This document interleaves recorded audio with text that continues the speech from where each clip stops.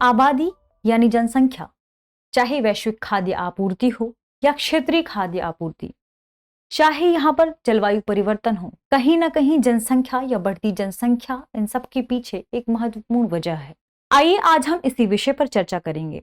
दृष्टि आईएएस के in depth programme में एक बार फिर से आपका स्वागत है। मैं हूं गीतांजलि। आज का हमारा विषय होगा, कब भारत बन जाएगा सबसे बड़ी आबादी वाला देश। दरअसल यह बात बिल्कुल सही है कि बीते कुछ दिनों में ही, यानी यह इसी माह की बात कही जा रही है, जिसमें संयुक्त राष्ट्र ने कहा है कि मध्य नवंबर तक भारत दुनिया में सबसे बड़ी आबादी वाला देश बनने जा रहा है। यानी भारत ने आबादी के मामले में चीन को पीछे कर दिया है। तो आज के इन डेप्थ में हम इसी विषय पर चर्चा करने वाले हैं कि आखिर वह कौन कौन से कारण हैं, कब पहले मानव की खोज की गई, वैश्विक आबादी में कब पहली बार उछाल देखा गया था। इसके बाद हम देखेंगे कि वैश्विक आबादी को किन किन बीमारियों ने या किन किन महामारियों ने सर्वाधिक प्रभावित किया। इसके बाद भी आज 8 बिलियन से ज्यादा यह आबादी कैसे पहुंचने वाली है।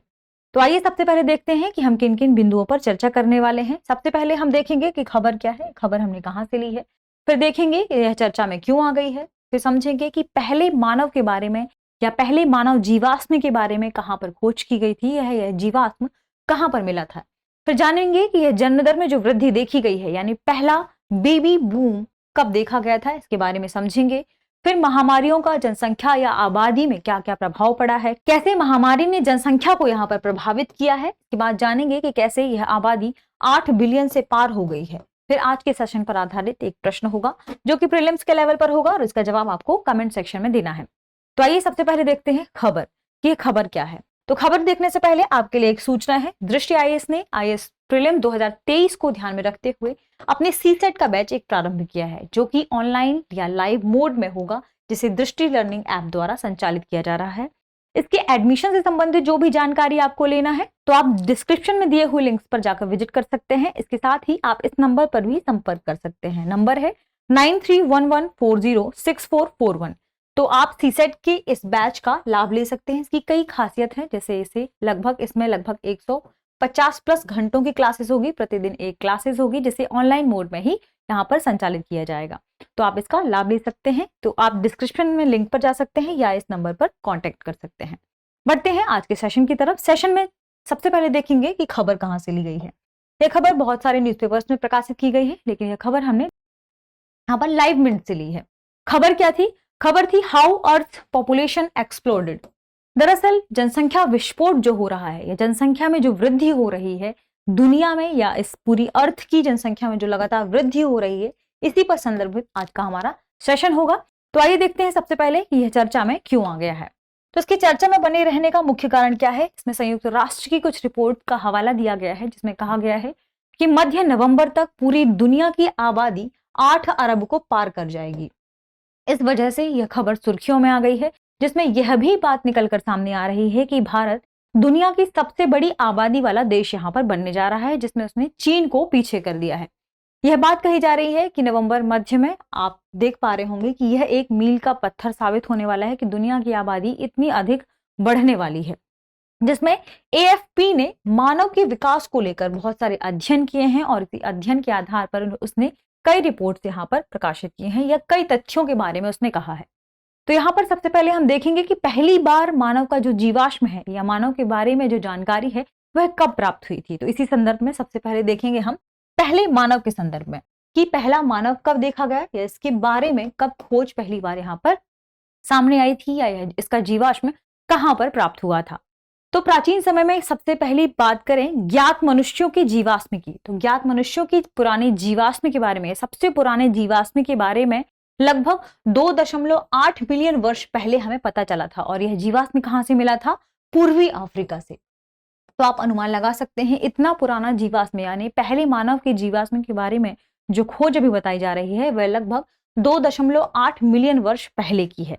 जिसके संदर्भ में यह भी कहा जा रहा है कि पृथ्वी में बसने वाले लोगों की जो जनसंख्या का अनुमान था उस समय तो लगभग ना के बराबर ही लगाया जा सकता था, क्योंकि लगभग जो डेटा हमें प्राप्त हो रहा था वह अविश्वसनीय था, क्योंकि बहुत सारे ऐसे पैमाने मौजूद नहीं थे जो स्पष्ट जनसंख्या के बारे में हमें जानकारी दे सके। तो पहली बार या 19वीं शताब्दी तक लगभग हमने जो भी जनसंख्या का अनुमान लगाया था वे सभी अविश्वसनीय थे। 19वीं शताब्दी के बाद ऐसा माना जा रहा है कि जनसंख्या के बारे में कुछ अनुमान या लगभग सटीकता वाले अनुमान यहाँ पर प्राप्त हुए हैं। इसके बाद यदि बात करें कि पहले मानव के संदर्भ में, क्योंकि हम अभी तक क्या जानते हैं कि हमारे जो भी पूर्वज थे वे शिकारी थे और उनके बच्चे बहुत कम थे, क्योंकि वे अव्यवस्थित बस्ती में रहते थे, उनकी कोई खास व्यवस्थित बस्ती नहीं थी। खानाबदोश जनजाति के रूप में यहाँ पर निवास करते थे, एक स्थान से दूसरे स्थान अपने भोजन की तलाश के लिए जाते थे, यानी किसी व्यवस्थित बस्ती के ना होने की वजह से बच्चे यहाँ पर कम थे। लेकिन जैसे ही यहाँ पर एक चमत्कारी कार्य होती है कृषि की खोज, यानी जब कृषि की खोज होती है तो उसके बाद यहाँ पर जनसंख्या बढ़ जाती है। लेकिन यदि हम बात करें अपने पूर्वजों की, तो पूर्वज खानाबदोश जीवन शैली में जीते थे, चूंकि बस्ती अव्यवस्थित थी इसलिए यहाँ पर बच्चे कम होते थे, या यहाँ पर जनसंख्या के बारे में हम कहें तो जनसंख्या कम थी। जिसमें French institute for demographic studies के शोधकर्ता हैं हर्वे लेब्रॉस, उन्होंने कहा है कि उस समय ग्रह की आबादी बहुत कम थी, क्योंकि लोग तितर बितर तरीके से रहते थे। वे भोजन की खोज के लिए एक स्थान से दूसरे स्थान जाते थे, और प्रति व्यक्ति यदि भोजन की बात करें कि उन्हें कितनी जगह की आवश्यकता थी, तो उसमें प्रति व्यक्ति बात करें तो लगभग 10 वर्ग किलोमीटर की आवश्यकता थी, इस जगह की आवश्यकता थी जहां पर एक व्यक्ति अपने भोजन को यहाँ पर खोज सकता था, या भोजन के लिए उसे इतनी भूमि की जरूरत यहाँ पर बताई जा रही थी। तो जनसंख्या समय के साथ बढ़ती गई, लेकिन यह जो गति थी इस समय काफी धीमी थी। तो इसमें सबसे बड़ा उछाल या परिवर्तन कब देखा गया?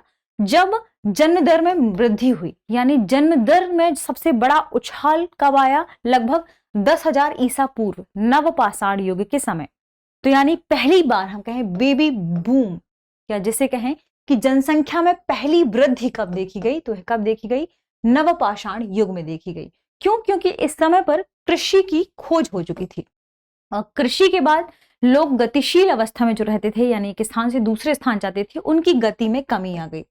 इनकी गति में कमी होने के साथ साथ एक और परिवर्तन हुआ कि जब कृषि की खोज हुई तो लोगों में भोजन को स्टोर करने की क्षमता बढ़ गई। तो लोगों जब भोजन की स्टोर करने की क्षमता बढ़ गई तो लोग एक स्थान से दूसरे स्थान पर जो हमेशा चलते रहते थे या गतिमान रहते थे, उस प्रवृत्ति में कमी आई, और उसकी प्रवृत्ति में कमी की वजह से जन्म दर में वृद्धि हुई। यानी यहां पर ही देखा गया जनसंख्या की वृद्धि। और पहली ज्ञात प्रमुख जनसंख्या उछाल इसे ही कहा जाता है। तो हमने इस बारे में कब चर्चा की? यह कब की बात है? लगभग 10,000 ईसा पूर्व की नवपाषाण युग की बात है, जब कृषि आदि की खोज के बाद यहाँ पर लोगों ने इस प्रवृत्ति को सर्वाधिक बढ़ोतरी दी, यानी जन्म दर में यहाँ पर वृद्धि हुई। लेकिन जन्म दर में वृद्धि ही यहाँ पर्याप्त नहीं थी। इसके संदर्भ में लेब्रॉस ने कहा कि जब कृषि की खोज हुई तो लोग यहाँ पर मांड, जो कि चावल या आटा या तरल पदार्थ होता है, जिसमें अनाज का जो तरल पदार्थ होता है, उसे बच्चों को पिलाने की प्रवृत्ति यहाँ पर बढ़ गई। महिलाएं अपने दूध की बजाय इसे पिलाने लगी बच्चों को, जिससे जो 2 बच्चे पैदा होने के बीच गैप था, उस गैप में कमी आई, और इस गैप ने कमी को भी यहाँ पर जनसंख्या में वृद्धि को बढ़ावा दिया। इसका अर्थ क्या हुआ कि अब एक महिला अधिक बच्चे पैदा कर सकती थी, और जब यह प्रवृत्ति बढ़ी तो यहाँ पर जनसंख्या में विस्फोट देखा गया। यानी जो बेबी बूम की बात हमने की, वह यहाँ पर इस प्रवृत्ति के बढ़ने के बाद यह प्रवृत्ति ज्यादा बढ़ी और जनसंख्या में वृद्धि यहाँ पर देखी गई, क्योंकि यहाँ पर स्थायी बस्तियों का भी विकास हुआ। लेकिन स्थायी बस्ती के बावजूद यहाँ पर जनसंख्या में जो मुख्य खतरा था वह क्या था? कई सारी ऐसी बीमारियां जिनका इलाज उस समय संभव नहीं था, क्योंकि लोग कृषि के साथ साथ जानवरों को भी अपने घर में पालने लगे थे, और पालतू जानवरों के बाद वहां पर कई ऐसी बीमारी या महामारी यहाँ पर निकलकर सामने आई, कई घातक बीमारी यहाँ पर सामने आई, जिससे बाल मृत्यु दर यहाँ पर उच्च थी। यानी यहाँ पर कृषि सहायक ही नहीं हुई है, जबकि पालतू पशु को यहाँ पर पालने की प्रवृत्ति जब बढ़ी है तो यहाँ पर कई घातक बीमारियां भी आई हैं, और इन घातक बीमारियों से बाल मृत्यु दर भी बढ़ी है। यानी यहाँ पर बाल मृत्यु दर भी काफी उच्च हुई है, जिसके बारे में यह भी कहा जाता है कि उस समय जब बच्चे पैदा होते थे तो लगभग इन सभी बच्चों में से लगभग 1/3 बच्चे अपने पहले जन्म से पहले मर जाते थे। इसके साथ ही एक और डाटा है कि इसमें 1/3 बच्चे लगभग अपने 18 वर्ष की जो आयु उन्हें पूरी करनी होती थी उससे पहले मर जाते थे। इससे आप समझ सकते हैं कि बाल मृत्यु दर यहाँ पर कितनी अधिक थी। इसके साथ ही जनसंख्या के बारे में यदि हम डेटा की बात करें तो लगभग 10,000 ईसा पूर्व में यह जनसंख्या लगभग 6 मिलियन थी, जो 2000 ईसा पूर्व में 100 मिलियन के करीब हो गई, और पहली शताब्दी ईस्वी में यह जनसंख्या बढ़कर 250 मिलियन हो गई। ये तो हमने देखा जनसंख्या बूम के बारे में या पहला बेबी बूम कब हुआ इसके बारे में। अब हम देखते हैं कि आखिर जनसंख्या में महामारी का प्रभाव कितना यहाँ पर प्रभाव पड़ा, या जनसंख्या में इन महामारियों ने कैसे अपनी भूमिका निभाई, चाहे वह सकारात्मक हो या नकारात्मक। क्योंकि जनसंख्या लगातार बढ़ रही थी, तो जब जनसंख्या लगातार बढ़ रही थी तो ऐसी महामारियों की प्रवृत्ति भी बीच में आई जिसने जनसंख्या को बहुत अधिक प्रभावित किया है। लोग बहुत अधिक मिलियन की मिलियन संख्या में लोगों की मृत्यु महामारियों से हुई है। यहाँ पर सबसे पहले बात करें ब्लैक डेथ के बारे में। ब्लैक डेथ एक बहुत बड़ी महामारी के रूप में जानी जाती है। इसने मध्य युग में जनसंख्या वृद्धि को अचानक रोक दिया था। ब्लैक डेथ को यहां पर ग्रेट डेथ के रूप में भी जाना जाता है, क्योंकि इससे बहुत अधिक मात्रा में या इस महामारी से बहुत अधिक मात्रा में लोग प्रभावित हुए थे, जिसे बेबूनियन प्लेग के रूप में भी जाना जाता है। ये चूहों, गिलहरी के माध्यम से फैली थी। इसके बाद फिर ये श्वसन के माध्यम से भी फैलने लगी थी। तो इसने बहुत सारे क्षेत्र को प्रभावित किया था, जिसमें मध्य एशिया में महामारी उभरी थी, जिसे जैसे अभी वर्तमान में यदि बात करें तो तत्कालीन में किर्गिस्तान वाला क्षेत्र माना जाता है। तो यहाँ पर यह बीमारी उगी थी या यह बीमारी उभरी थी। इसके बाद 1946 में यह काला सागर के जरिए यूरोप में फैल गई, क्योंकि काला सागर के जरिए यहाँ पर यूरोप में क्या व्यापार होता था। जब यह व्यापार या यूरोपीय यात्री यहाँ से यूरोप जाते थे तो उसके बाद यह यूरोप में फैल गई और इस बीमारी ने बहुत अधिक क्षेत्र को कवर किया था। यानी इसमें केवल 8 वर्षों में इसने पूरे यूरोप, मध्य पूर्व और उत्तरी अफ्रीका की लगभग 60% आबादी को सफाया कर दिया था, या 60% आबादी को यहाँ पर समाप्त कर दिया था।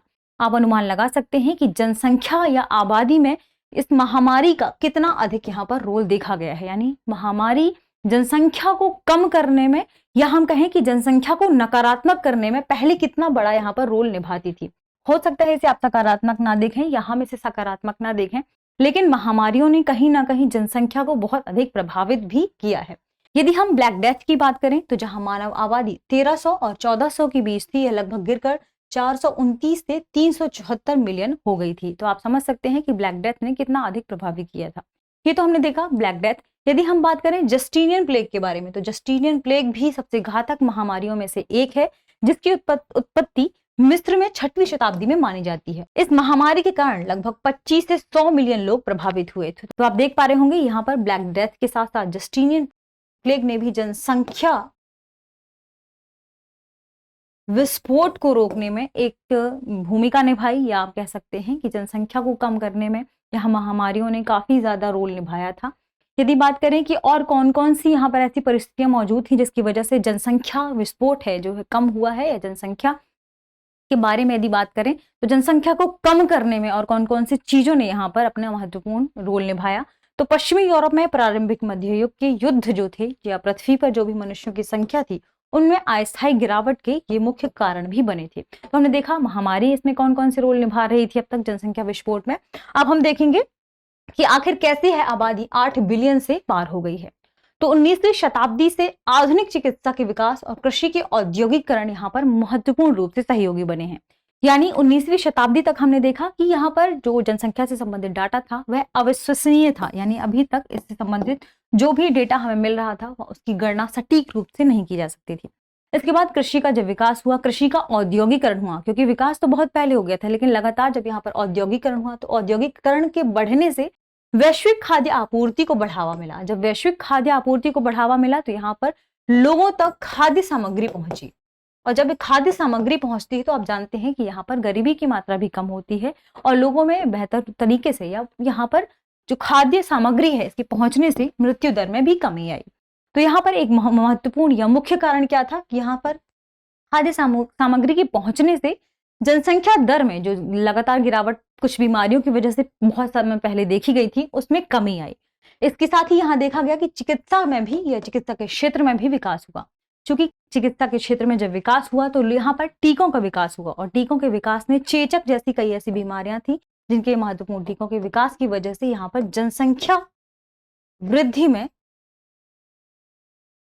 तो हमने देखा कि जब कृषि का औद्योगिकरण बना, चिकित्सा में वृद्धि हुई, चिकित्सा का विकास हुआ तो लोगों की जो मृत्यु दर थी वह कम हुई। या हम कहें कि बाल मृत्यु दर में भी कमी आई, क्योंकि बाल मृत्यु दर के साथ साथ यहाँ के लोगों की जो जीवन शैली है वह भी परिवर्तित हुई। तो यहाँ पर इन्हें एक तो खाद्य आपूर्ति मिली, जिसकी वजह से भी यहाँ पर मृत्यु कम हुई, ऊपर से चिकित्सा का विकास भी हो गया, इस वजह से भी जनसंख्या दर यहाँ पर, जनसंख्या की दर जो लगातार घट रही थी या जो मृत्यु दर बढ़ रही थी उसमें कमी आई। तो यहाँ पर जनसंख्या दर लगातार बढ़ने लगी है। जनसंख्या जो हमने देखा कि चिकित्सा का विकास हुआ, चिकित्सा के विकास में क्या हुआ, हृदय रोग से, यानी 1970 से 1980 के दशक में ऐसा देखा गया कि हृदय रोग से जो होने वाली संभावनाएं थी वे भी कम हुई, यानी हृदय रोग का इलाज यहाँ पर संभव हो पाया, जिससे 60 से अधिक उम्र के जो लोग थे उनमें भी, उनकी जो मृत्यु दर थी उनमें भी कमी आई। इस वजह से भी यहाँ पर जनसंख्या में वृद्धि देखी गई।